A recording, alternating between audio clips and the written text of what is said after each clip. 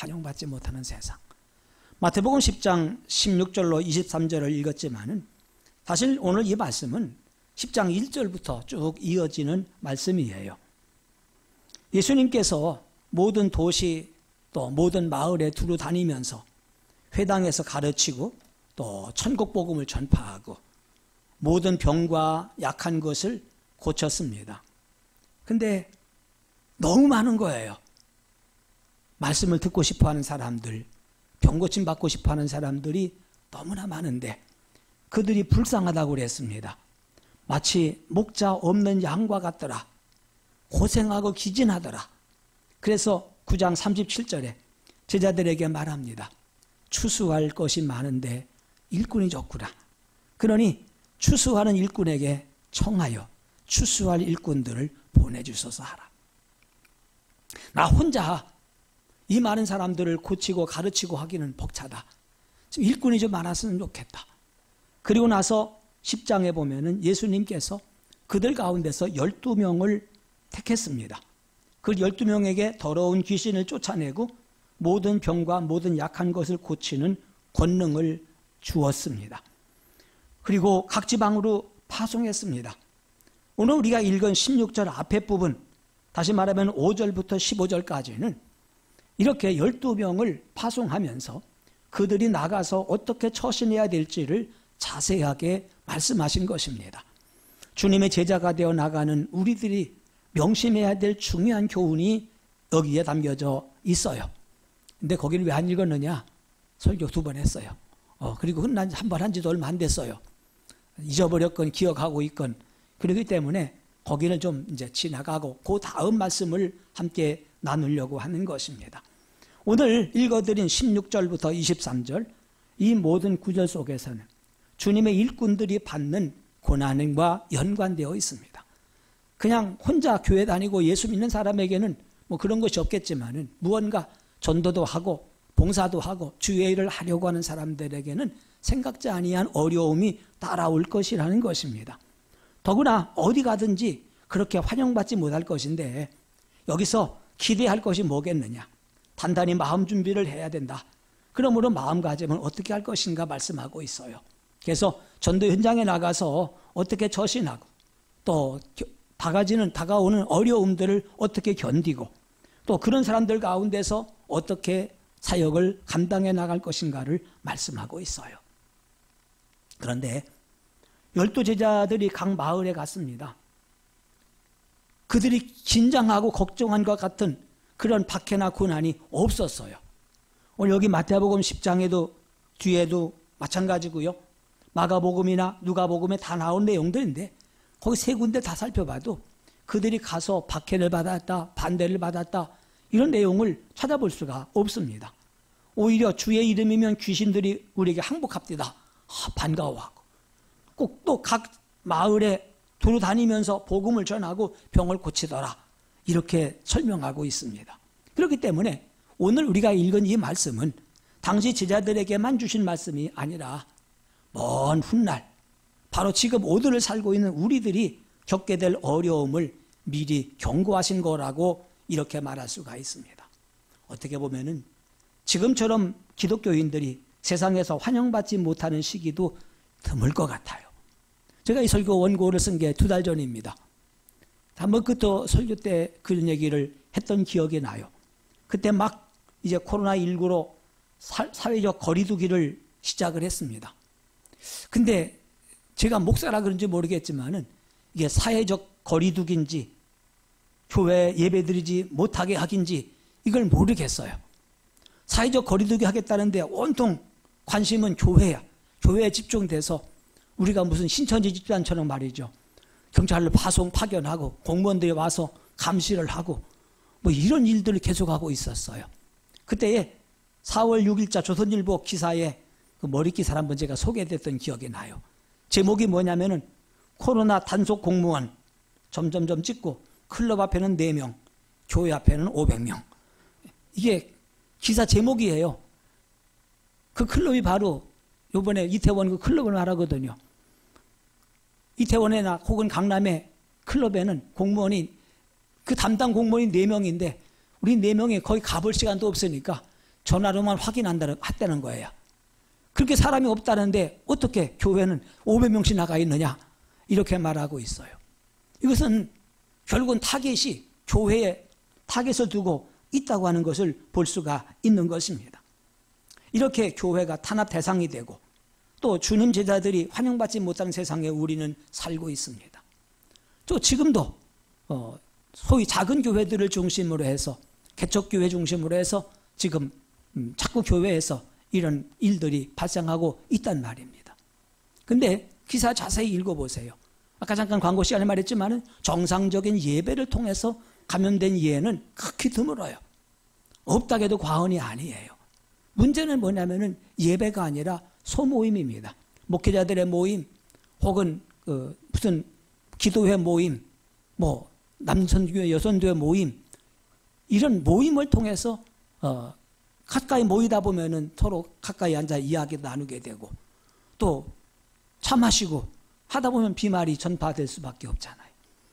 우리가 주일날 아침에 8시 40분이 되면은 교역자들 잠깐 사무실에 모여서 잠깐 기도하고 오늘 일정을 나누고 한 주간 일정을 이야기해요. 그 얘기를 했더니 우리 목사님 그러더라고요. 그럼 우리들이네요. 그래서 목사님 옆에 있어도 괜찮고 앞에 있는 우리 전도사님 걱정인데 그리고 웃었어요. 맞아요. 거기서 같이 마스크 벗고서 사무실에서 이야기하고 있다 보면은 조근조근 얘기할 때는 모르지만 열받아 봐요.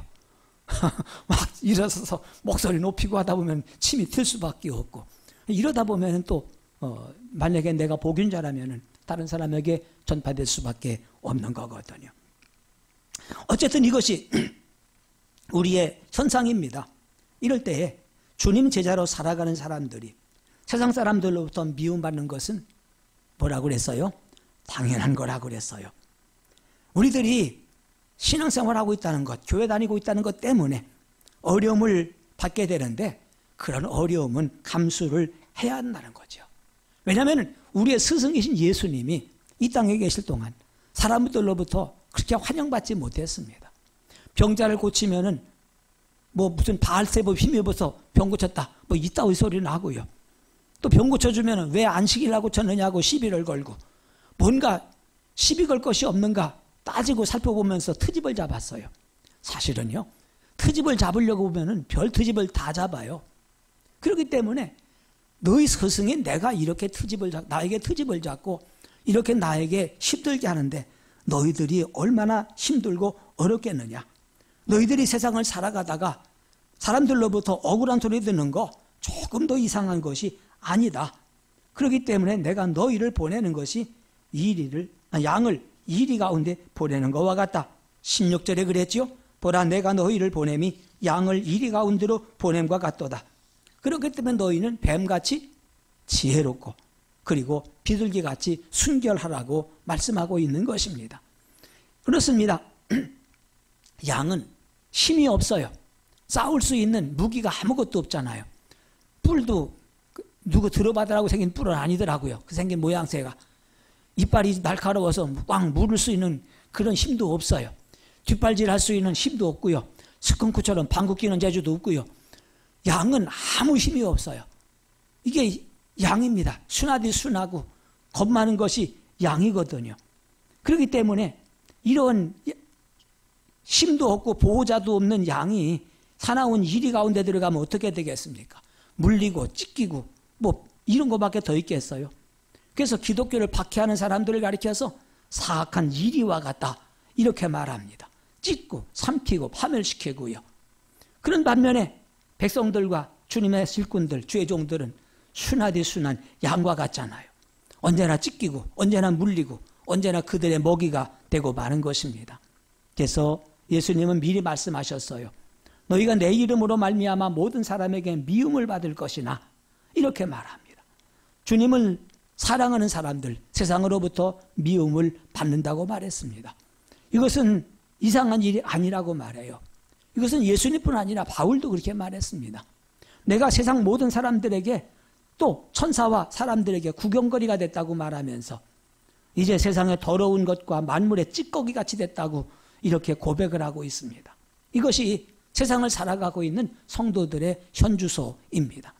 우리가 세상을 살아가면서 고난당할 수밖에 없어요. 근데 그래도 예전보다는 많이 좋아졌어요. 지금 누가 교회 나간다고 박해하는 사람 없잖아요.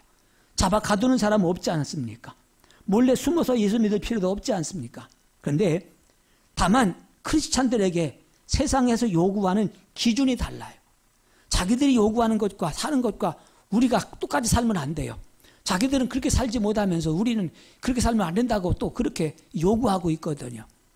어떻게 보면 억울하지요. 지들은 마음대로 살고 우리는 그렇게 하지 말라고 한다고요. 그러나 억울한 게 아닙니다.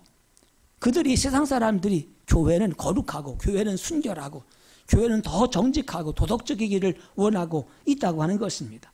우리에게 더 높은 차원 높은 요구를 하고 있는 것입니다. 그렇기 때문에 비둘기 같이 순결하게 살아야 됩니다. 그렇기 때문에 뱀같이 지혜롭게 살아야 되는 것입니다. 또한 더 나가서 때로는 사람들이 우리를 법정에 고소고발하기도 할 것입니다. 17절에 뭐라고 그랬습니까? 사람들을 삼가라, 조심하라 이 말이죠. 그들이 너희를 공회에 넘겨주겠고 그들의 회당에서 채찍질하리라. 또 너희가 나로 말미암아 총독들과 임금들 앞에 끌려가리니 이는 그들과 임금 이방인들에게 증거가 되게 하려 하심이라 이랬습니다. 역사 속에서 성경에도 많이 나오잖아요. 바울과 바나바가 전도 여행을 가다가 바울과 실라가 빌립보에 간 때가 있었습니다. 사도행전 16장에 나오죠. 이곳에서 루디아란 여인을 전도합니다. 그리고 그 집을 이제 거점 삼아서 전도하죠. 어느 날 전도하러 가다가 귀신 들려 점치는 여자를 봤어요. 참 보니까 안 됐어요. 제정신이 아니야. 그리고 이 사람을 통해서 돈 뜯어먹는 사람들이 있었어요. 이 사람의 주인들이 몇 사람이 있었어요. 이 사람은 귀신 들려서 열심히 점쳐서 돈 벌면은 다 뺏어가는 거예요. 그래서 바울과 실라가 가만히 쳐다보다 안 되겠으니까 그를 고쳐주지요. 그 귀신에게 예수 그리스도의 이름으로 내가 내게 명하노니 그에게서 나오라 소리를 질렀더니 귀신이 쑥 빠져나왔어요. 여인은 정신 돌아왔습니다. 해방받았습니다. 그런데 이 여인을 통해서 앵벌이 시켜 돈 벌던 사람들은 갑자기 수입이 없어졌지 않습니까? 그래서 이제 고발을 합니다. 관리들에게 끌고 갔습니다. 근데 앵벌이 못하겠다고 이렇게 말할 수 없잖아요. 자기들 죄 짓고 있는 거니까. 그 뭐라고 말하냐면 이 사람들이 우리 성을 심히 요란하게 한다. 로마 사람인 우리가 받지도 못하고 보지도 못하고 행하지도 못할 이상한 풍속을 잘한다고 이렇게 고발을 했습니다. 그러니까 결국 바울과 실라는 시컬 얻어맞고 감옥에 갇히고 말았습니다. 물론 그날 밤에 하나님께서 그를 풀어주신 거 잘 알지 않습니까? 바로 앞에 16장이고요. 12장에 보면 또 헤로드 왕이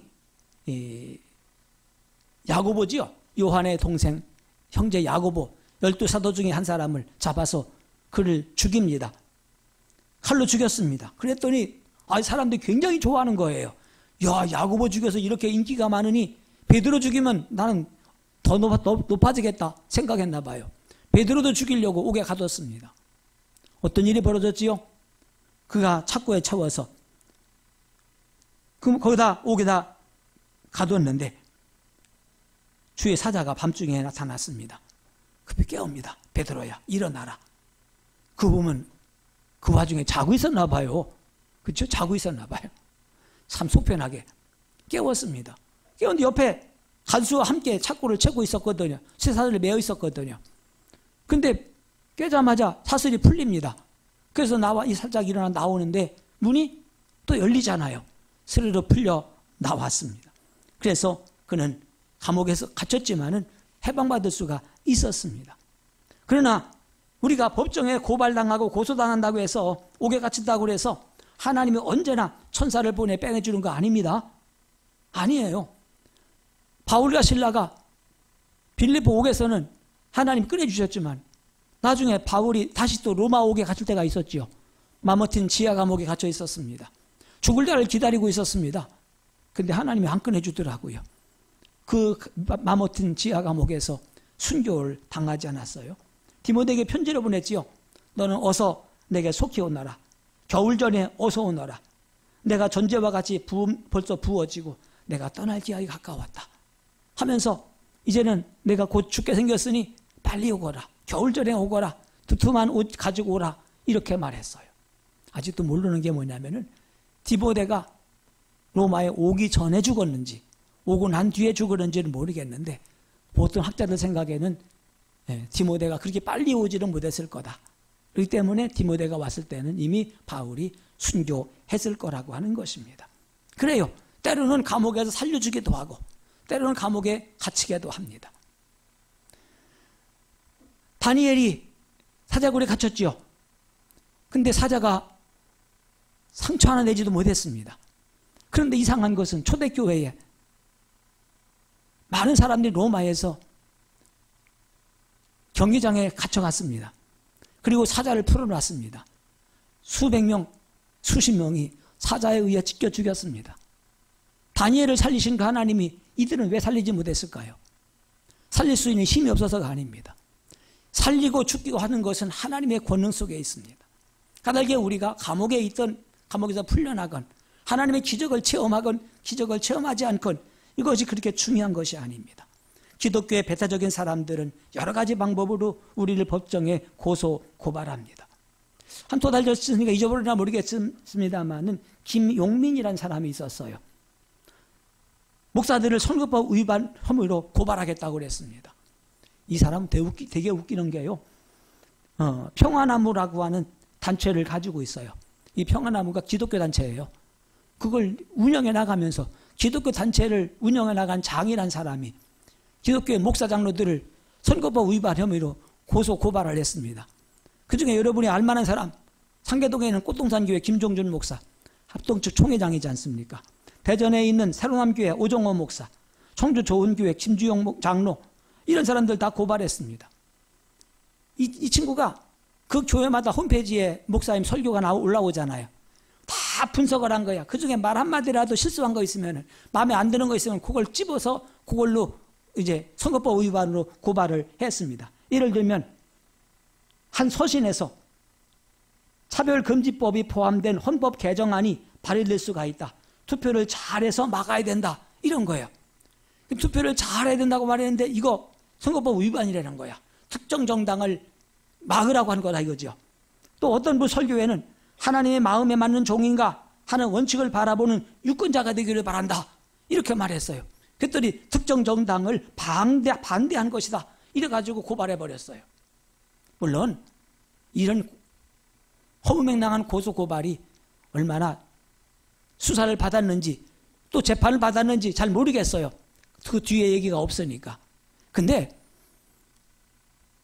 고소고발했을 때에 이것이 유죄 판결 나느냐 안 나느냐보다도 더 중요한 것은 뭐냐면은 일단 고소고발하면은 경찰에서 오라고 합니다. 또 만약에 검찰 넘어가면 검찰에서 오라고 합니다. 경찰서에서 내용 증명 등기가 와봐요. 출두 요구서는 와봐요. 한번 받아봤어요? 그거 받는 순간 가슴이 벌렁벌렁 뛰어요. 나도 받아봤어요. 신문사 일하다 보니까. 검찰청에서 저는 수원지검에서 출두 요구서가 왔어요. 이런 일로 인해서 이제 그 담당 기자와 제가 편집국장이었으니까 편집국장이 출두하라는 거예요. 야, 이거 받는 순간 막 심장이 뛰더라고요. 이게 우리 보통 양 같은 사람들이에요. 한번 자주 가본 사람들은 안 그렇겠지만은 한 번도 경찰, 검찰 안 가본 사람들은 오라고 하는 것만 가지고도 부담이 간단 말입니다. 이런 것을 악용하고 있는 거거든요. 그는 1912년 총선 앞두고도 한국 교회는 일종의 범죄 집단이라고 그랬어요. 한국 교회는 척결의 대상일 뿐이라고 이렇게 인터뷰한 내용이 있더라고요. 그러나 사필규정이라는 말이 있어요. 언제나 진리가 승리합니다. 여기 19절 20절에 말했습니다. 너희를 넘겨줄 때에 또 어떻게 또 무엇을 말할까 염려하지 말라. 그때 너희에게 할 말을 주시리니 말하는 이는 너희가 아니라 누구라고요? 너희 속에서 말씀하시는 이 곧 너희 아버지의 성령이시니라. 이렇게 말씀했습니다.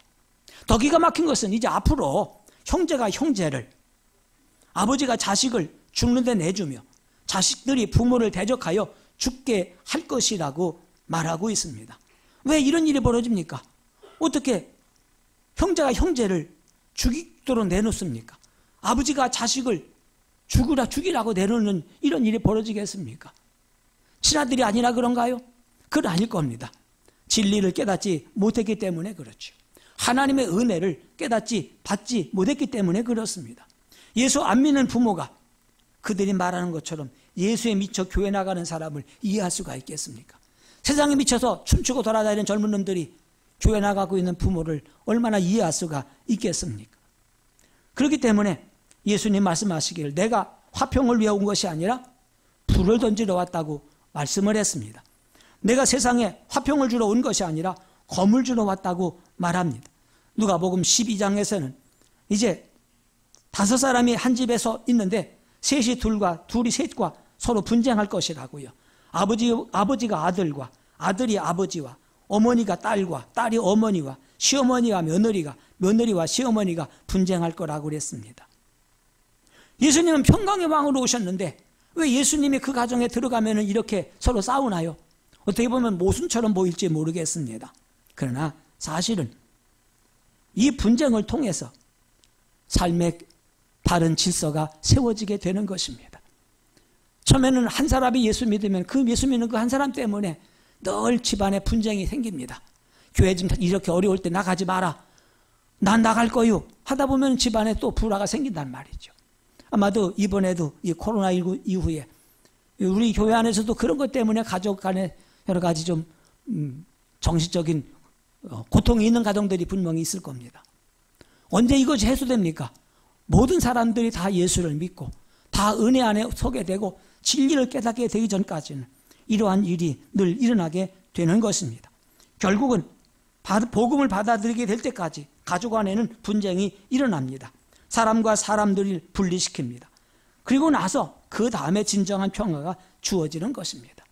문제가 해결되기 전에 내가 교회 안 나가고 조용히 있어야지, 그래야 집안이 평안하지, 이건 진정한 평안이 아니거든요.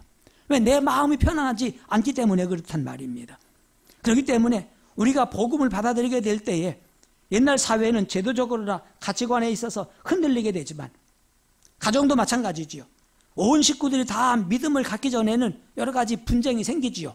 그러나 온 식구가 다 한 복음 안에서 진리 안에 살아가게 될 때에 진정한 평화가 오는 것입니다. 그래서 예수님 말씀하셨어요. 22절에 또 너희가 내 이름으로 말미암아 모든 사람에게 미움을 받을 것이나 끝까지 견디는 자는 구원을 얻으리라. 사랑하는 성도 여러분, 말씀 마치겠습니다. 우리가 기억할 것은 우리의 온 가족들이 다 진리를 깨닫고 예수 앞에 나오는 그날을 우리가 기도하십시다. 내가 만난 예수, 내가 가진 은혜 함께 나눌 수 있는 그날이 오기를 기도하십시다. 그래서 이렇게 됐을 때 진정한 평화가 올 수가 있습니다. 그 이전에는 끝없는 분쟁이 있을 수밖에 없습니다. 만약에 우리가 그런 사람들과 진리를 모르는 사람들과 논쟁할 것도 없고 싸울 일도 없습니다. 그들을 품고 사랑으로 기도하고 그들에게 구원의 길로 인도할 필요가 있어요. 온 식구가 함께 예수 믿고 하나님의 은혜 안에 서게 될 때에 비로소 그 가정에 진정한 화평이 올 수가 있는 것입니다. 기도하겠습니다.